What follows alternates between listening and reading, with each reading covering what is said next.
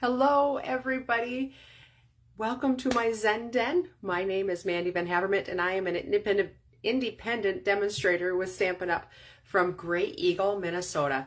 Tonight I'm going to show you a new, a different quilt card. I know we've made some quilting cards, quilt block cards in the past.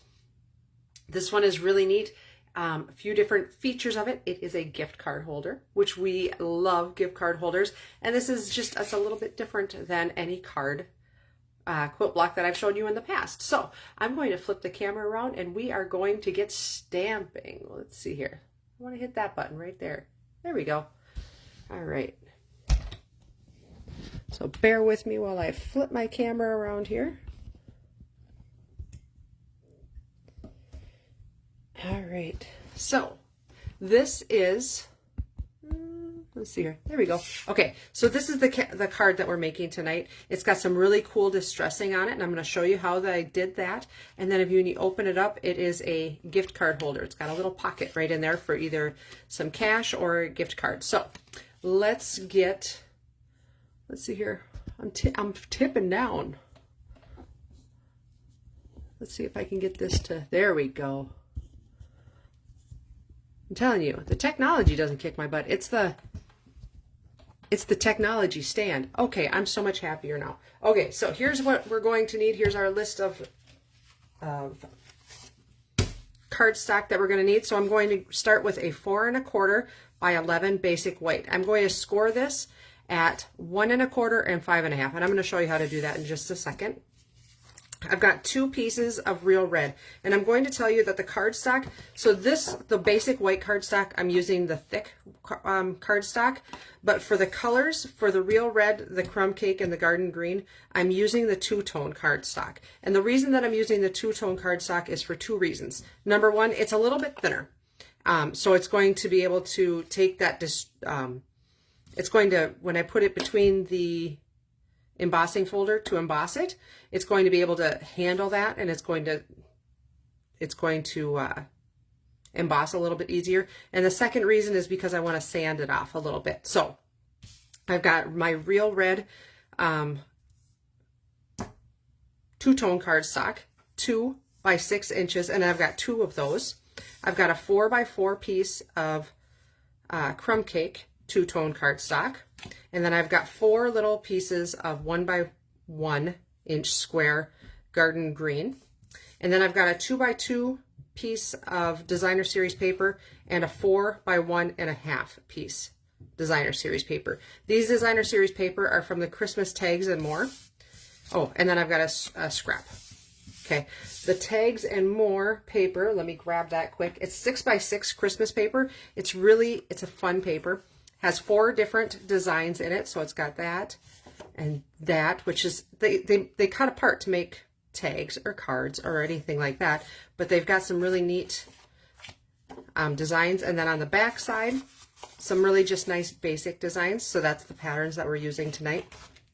And then also included are 2 sheets each of, oops, I got my 2 there, of some ephemera. So you can make a lot of Christmas cards with just this pack of paper.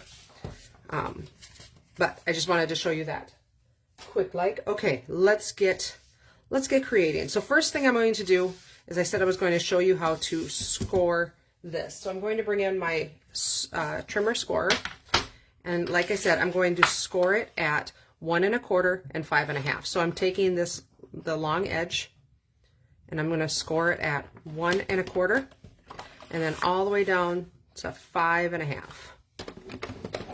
Just like that.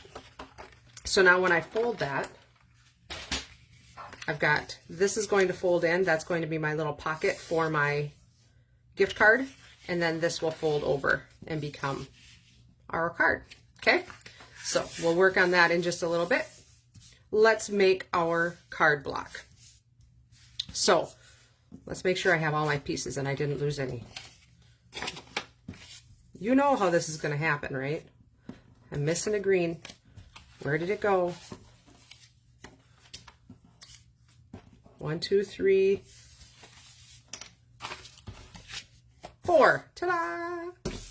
Oh my goodness. Okay, so two-tone cardstock. It really is two-tone. I don't know if you can really see it very well on the crumb cake, but you can see that this one side is lighter, one side is darker. It's the same way on the reds and the greens as well. So if I look at my reds, I hold my two pieces up there. One is darker, one is lighter. So one side is lighter. So I'm going to pick, I want to use the dark side of the red on the outside, and the outside, the dark, I'm going to use the dark side on each of them. So easy for me to say. Wow. Okay, how I'm going to line it up so my quilts are square. I'm going to take my ruler, and I've got a 2-inch wide piece of paper here, right? So this is the closest thing I ever learned to learning anything in geometry class. I'm marking it in the center at 1 inch, and then I'm going to draw a line. And this is the back side of my red, so I'm on the light side. If you don't have two-tone cardstock, give it a whirl with regular cardstock. It's just not going to stand out to get the distressed looking bumps, but that's okay. It's still going to be beautiful, I promise. So I'm just going to draw a line down the middle, and I'm going to do the same thing with my other real red. So just a little dash at 1 inch. Same thing on this one, 1 inch. And then I'm just using my ruler to line those up and just draw a line. So I've got my center line. So now I'm going to, what's going to happen is I'm going to put the dark side of this is what side. So I'm going to flip this over, okay? I'm going to put a little bit of adhesive.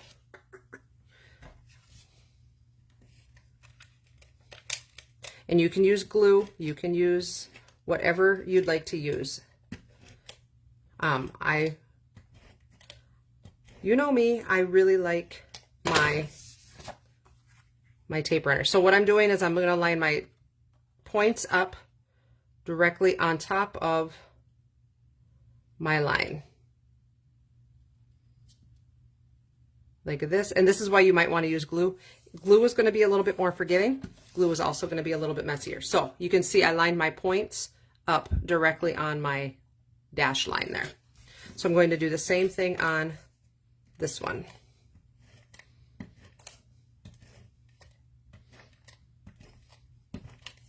Okay. So I'm going to line up just like that.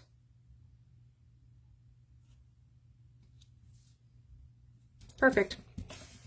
And then press them down. So it's going to look like that. Does not look like a pretty quilt yet, does it? No.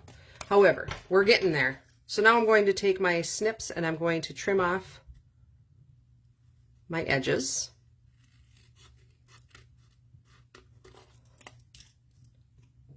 And I am in love with quilts. I give quilters so much credit. They're so beautiful, and I don't have the patience for it. This is why I'm a paper crafter. I have the patience for paper crafting quilts, and that's my kind of quilting. But I love the way that it's kind of, you got to think outside the box when you're doing a quilt card, because they don't always, who would have ever thought I'd be trimming off this much to make an X, and to make it all work is just so much fun. Okay, so I've got my X on there. These are just scrap. Okay, so now we are going to take our green pieces, and those are going to go in each corner like so. And I'm going to keep all 4 of them. I'm not going to lose a single one, I promise. Okay? So I'm going to adhere those down, and then my piece of designer series paper should fit right in the middle when all those are placed, just like that. Isn't that cool? It's so fun. Okay, it's not done yet. It's not done yet. Let's do it. I've already lost my tape runner. I spend more time looking for tape runners, I think, than anything else. Tape runners and scissors.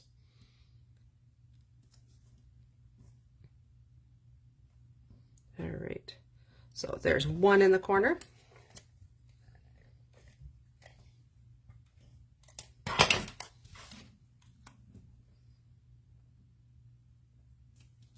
And there's my second one. I feel like I should have some Christmas music playing in the background. I'm ready to start listening to Christmas music. It may not even be Thanksgiving yet when I'm recording this, but I'm ready to start listening to Christmas music. I love it. It just makes me happy. It gets my creative juices flowing. Does anybody have their Christmas tree set up yet?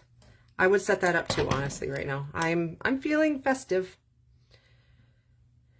Usually we set it up the week of Thanksgiving. It's getting to be the week of Thanksgiving rather than it used to be the day after Thanksgiving. Now it's becoming the week of Thanksgiving, depending on when I have the time. The kids don't like to set it up nearly as much as they did when they were little. I guess teenage boys aren't into setting up Christmas trees anymore. My daughter does, though. She likes to set it up. All right. So, isn't that cute? But wait, we're not done yet. Okay, so I'm going to pull in an embossing folder. And the one that I'm using tonight is the Beautiful Pattern 3D embossing folder. This is a brand new one. It was just released at the beginning of November here. It's part of the Brushed with Beauty suite. Very fun suite. And so what I'm going to do is I want to, let's see here. Let me think here. If I put it this way, my bumps are going to come up. If I put it this way, my bumps are going to go down. Do I want my bumps up? I want my bumps up because I want to distress it. So I have to see how I think this out. This is how I do everything. I think it through out loud. So I'm going to line it up, and this is going to allow my bumps to bump up. Okay? So I'm going to run it through my cut and emboss machine. So let's set me up here. So this is a 3D embossing folder. So I'm going to set it up with the 3D embossing plate configuration. So plate number 1, which is right here, my embossing folder, and then plate number 4. Okay. And we're always going to set it up so that our opening and closing part, our binding, that's what I want to say, that goes through the machine first. That's the way that it is designed to go through. So it's not as hard on your embossing folder, is not as hard on your machine. So, okay, I'll crank that through.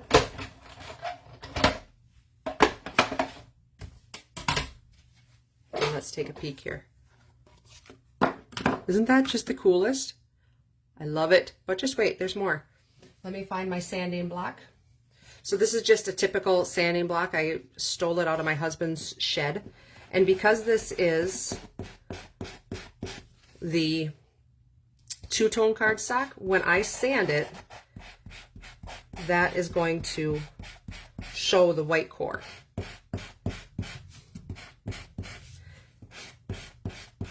And I'm not really sanding, I'm trying to sand mostly on the green and the red.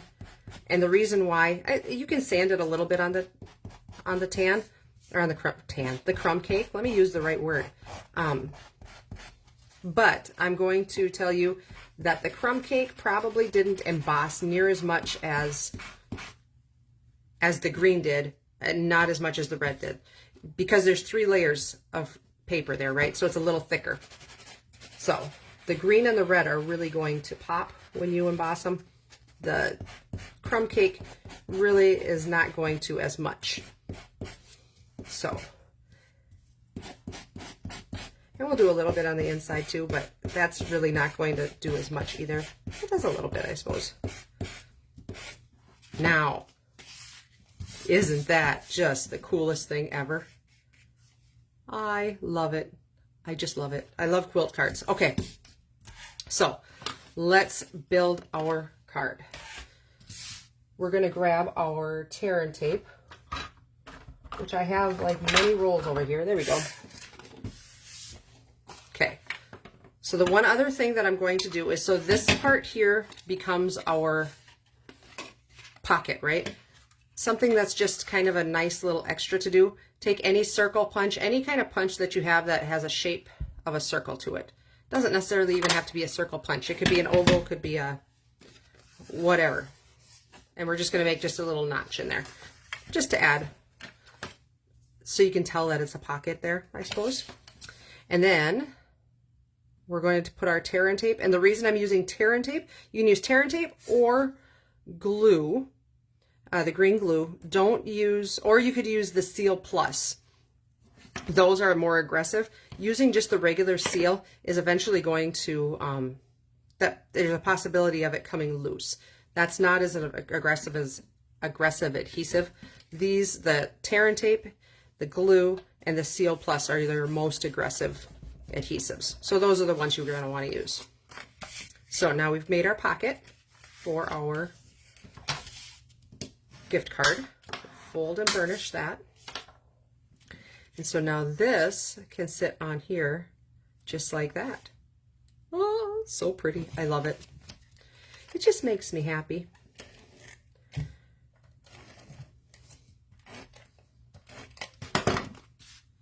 Okay, so we'll put that, just center that right on here. And when I say center it, I mean center it. There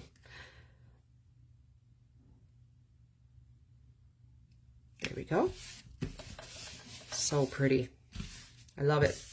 And then this piece I'm going to tuck right here. And this was one of the edge pieces of the Tags and More paper.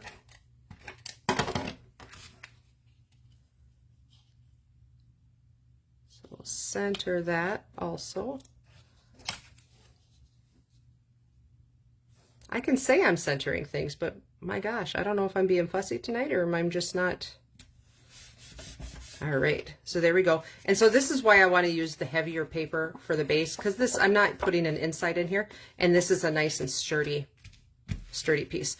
Okay, let's do our little bit of stamping here. I'm going to be using the Traditional Labels set. This is in the mini catalog. It's got lots of great sentiments on it for Christmas, but my favorite thing is the dies. They are just the coolest dies ever, and they're super intricate. Super pretty. Can use them with lots of different stamps. We're going to be using this die right here. And I'm going to be using Season's Greetings right there.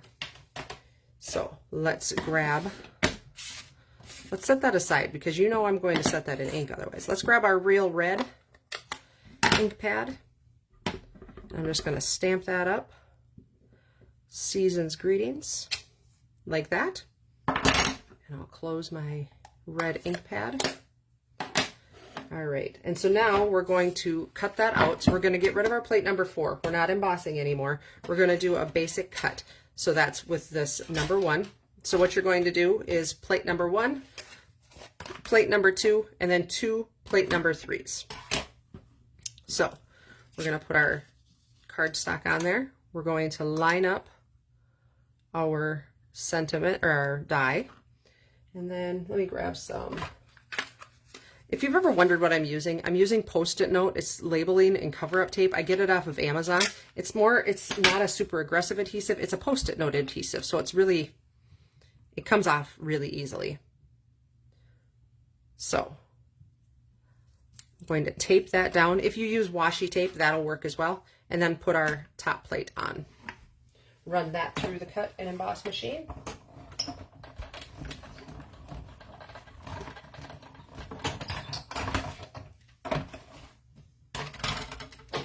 And I'll pull that off.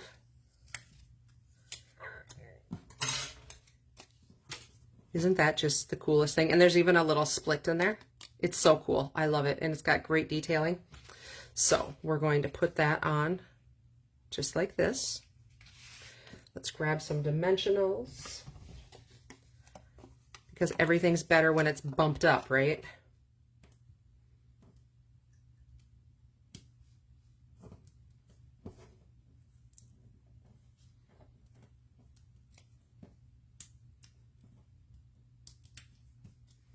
All right.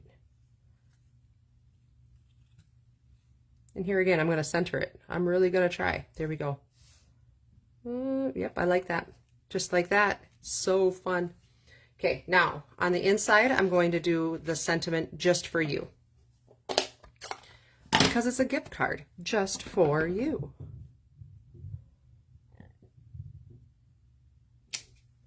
And I did that in garden green, which is the color that's on our designer series paper. So that's our card for tonight. Isn't that cute? I love it. And it's a great gift card holder. So let's pop our gift card in there. I'm still using my Purple Parlor gift card.